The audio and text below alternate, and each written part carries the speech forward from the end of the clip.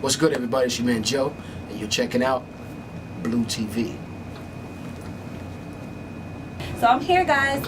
This is Bleu TV, and I'm here with Joe. You guys know Joe. We love Joe. Can you hear me when I pray for you? Never knew tears could make an ocean blue. Everybody loves Joe. Awesome. Thank you so much for sitting with us. My pleasure. Absolutely. So I just wanted to jump right in it and ask you about your new project. If you wanted to tell us a little bit about that. Yeah, of course. New project is called hashtag My Name is Joe Thomas, which is basically an homage to My Name is Joe, one of my biggest albums I released back in '96, and it's just really creating that feel good again. Absolutely. That goosebumps again.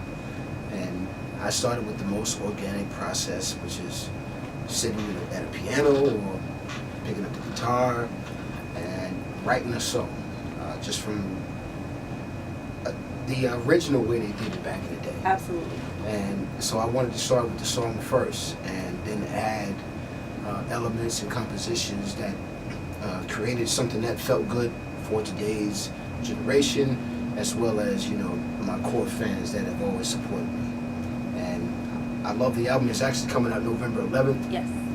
11/11, and so my 12th album. Okay. And Wow. so it's a lot of work that I put into it, and I'm very excited about it. Absolutely, as you should be. You've been in this industry for a very long time. Quite some time. I grew up listening to you. Oh wow. So I'm a big fan. Thank you. And that brings me to my next question. How do you remain so timeless? Because your music still resonates today with your new fans, with your fans that have been around with you since the beginning. So how do you continue to create that sound that they love? Well, I've always tried to be consistently relevant when it comes to, okay, we got another year, we got another couple of years, and there's a new child being born. Right. There's life continuing to form, and to connect with one of the most popular genres of music, which is hip hop, which is somewhat the new pop music. I mean, it's more popular than pop at this point, in my opinion. Mm-hmm. To connect with them and to make music, and to have records that are current and some that can be timeless. Right. And I think that's part of my success, that why I'm able to put out another record. I mean, because hip hop really determines a lot when it comes to the urban communities. Right. And when they hear it and it's something that they can rock with, they support it. But I never want to alienate myself from my core audience. Right. And because they've been so supportive over the years, and I always want to give them that authenticity. Right. And keep it exactly where it has always been. And if I want to stretch out a little bit, and find something or do something that may be a little different, they're okay with it. And because they know I'm not going to just go too far Right. off the deep end. Right. So it started, like I'm coming back to Uh-huh. it. It started with song first. Okay. So if I add a Gucci Man to Uh-huh. a record, it's not me trying to write a Gucci Man type of record. It's just me writing a Joe record and bringing Gucci into that sort of atmosphere. Introducing him to your core audience. At the same time. At the same time. Introducing myself to that new generation. Absolutely, that's awesome. And along the same vein, as being timeless in your music, your style has always evolved but remained the sense of timelessness. And I definitely put you in the category of like grown and sexy, but you've always been that way. Cool. How do you? Because do you have a stylist, or do you style yourself, or do you do a little bit of both? Well, when it comes to sometimes videos, I bring a stylist in, but usually on a day-to-day, I'm doing my own thing. I've always been a big fan of fashion, from head to toe. I mean, I love fedoras. Right. I'm surprised I don't have one on right now, because I love wearing them. I love beanies, which they call scullies, maybe here in New York. Yes. But yeah, fashion has always been something I've know, I love. I mean, I love looking a certain way. That my parents used to tell me all the time. First impression is last impression. Absolutely. You know, you grow up as a kid understanding what that is. So you know, as the years have gone by, you know, I've gotten more mature in the way I dress. I mean, instead of wearing a pair of Jordans or a pair of Timberlands, I put on some either, you know, like right now, some custom-made boots. Very nice. You know, that are sort of in a Tom Ford sort of style, but they're navy blue. Very nice. And to go to navy blue, peacoat. I like it. It's just something that I love to do. I always love fashion. And I think a lot of times that just represents and speaks volumes to who you are and how you carry yourself as a person. Okay, awesome. Another question I wanted to ask is something that I feel is important, but I wanted to get your take on it. Do you think that it's an artist's place to use their platform to speak up against anything that's happening in the communities that their fans may be affected by, or like political issues? Do you think that that's an artist's place to use their platform? Oh, 100%.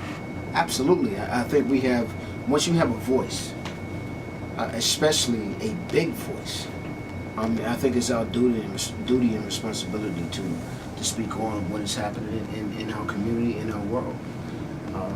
For us not to, we're doing a grave disjustice to those who have fought and died for change in America.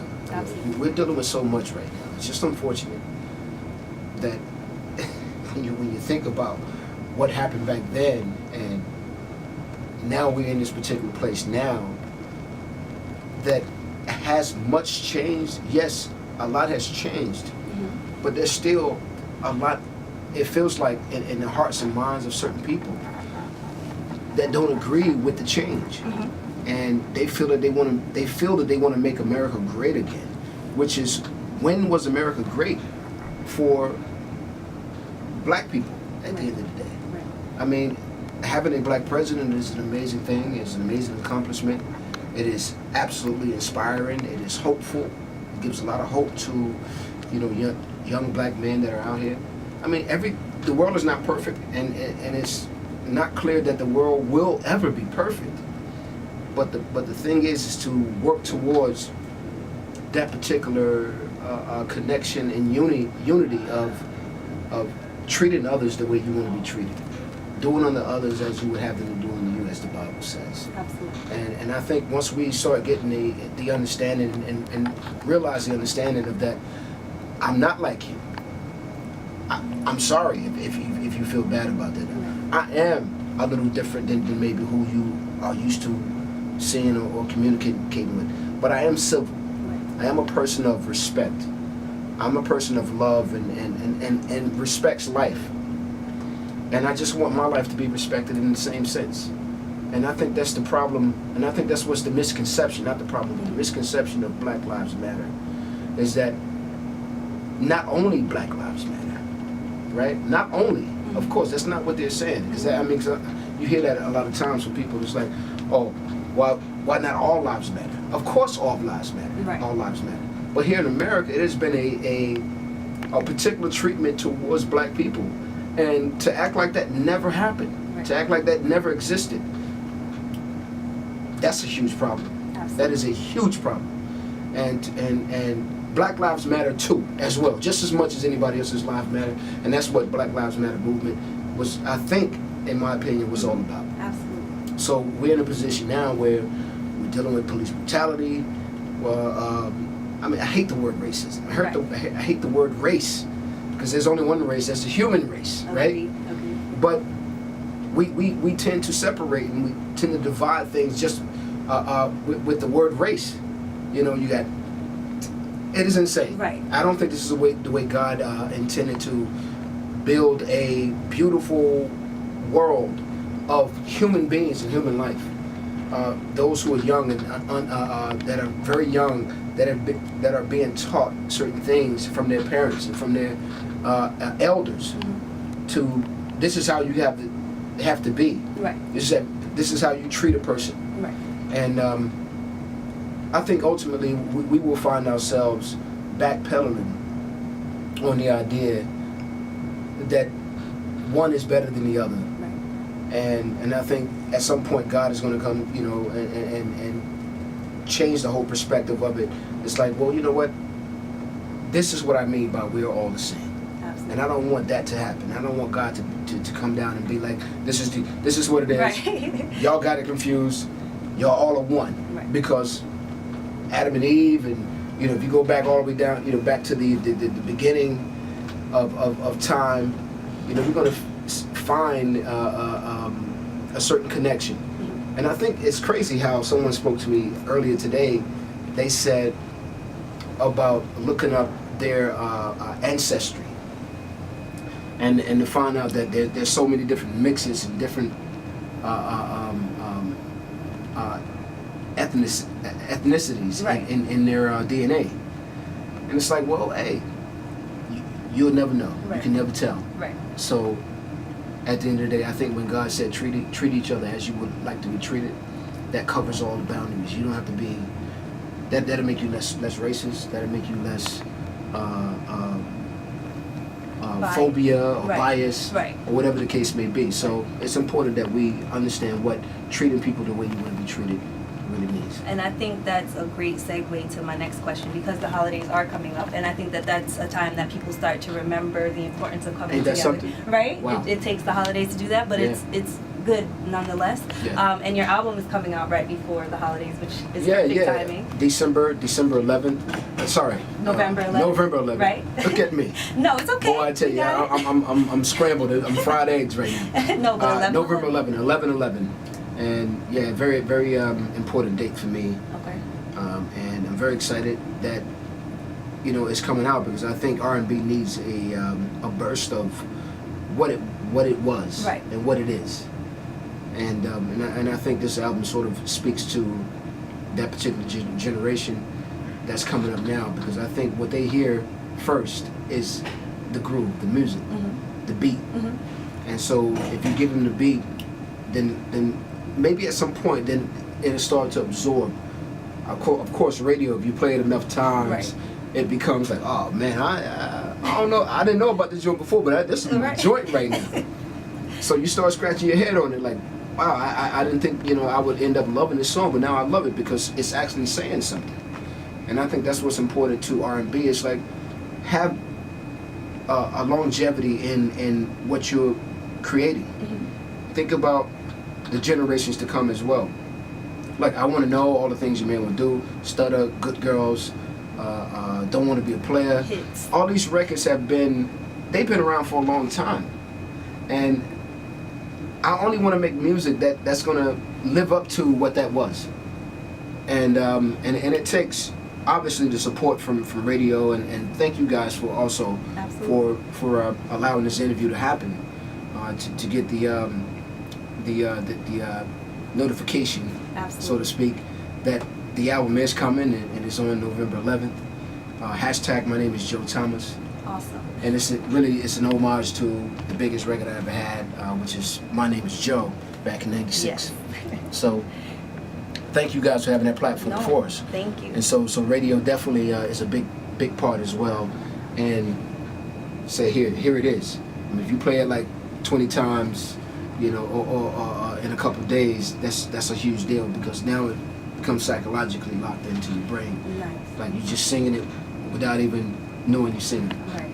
So the holidays, like I said, are coming up. Do you have anything special planned? Any, holiday performances?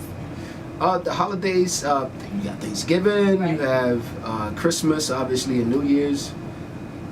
I don't know my schedule. You don't know yet? Probably for promoting the album, I right? tell you, it's so much. I know I've been on tour for a while. We started another tour next year. Okay. And I did a great tour last year. Such a great learning experience with Kim and Charlie Wilson. And I'm looking forward to bigger things next year, Lord willing. Okay. But if we did it again with Charlie and Kim, I would absolutely be honored and privileged to do it. Nice. But this holiday season, spending time with family, and Are you just up for enjoying Halloween?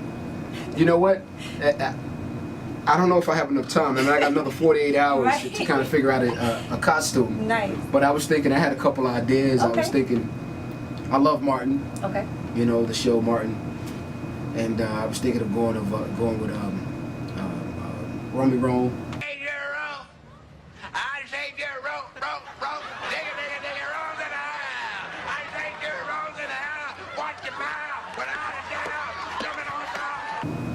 I think that'd be cool. That would be good. But if that didn't work, then I also go with what's my man name that owned the radio station?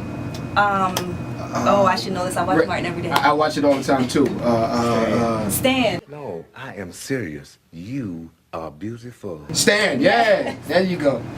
I'm going to as Stan or Nice. something That would like be a that. good one. I've dressed up as a king. Okay. What else did I do? I did something else. I think I went militant with it one time. You know, with the whole face paint and just really going in on it. Nice, nice. But I appreciate the different holidays that we get, and they obviously mean something to us. And I try to be a part of it as much as possible, because I think America, as a whole, it takes sometimes those particular things to bring us all together. Absolutely. To let us not forget, to let us forget about race. Right. And to treat people like, if a black kid walked up into a white person's home on trick or treat, that it wouldn't be an issue. Absolutely. You know, Absolutely. or vice versa. And everyone can get around and listen to your album at the same time, which would be awesome. Yes. That would be a great way to bring people together. There you go. There you go. Absolutely. I mean, it's good music. I mean, it's something I think I've always loved, the fact that being able to play my music for a family in the car with your kids, small or older, Absolutely. is a good thing. Absolutely. You know, I mean, it's respectful. It's very respectful. Awesome. So before we leave, I just want you to, give your your fans an opportunity to know where they can get the album, and definitely catch up with you, social media, anything you want to let them know. Hey everybody, it's your man Joe right now. I'd like to say thank you so much. I appreciate all the love and support, and thank you for buying the albums over the past 20-something years. It has been absolutely amazing writing songs and singing songs, performing them for you. And I will, as long as I can, as long as God give me breath, to continue to do this. And I hope that I have your support 100%. And you can reach me if you want to reach me which will give you all the information if you go to The Real Joe Thomas, at therealjoethomas.com. All right? God bless you all. God bless your family. Thank you so much. Thank you so much. Anytime.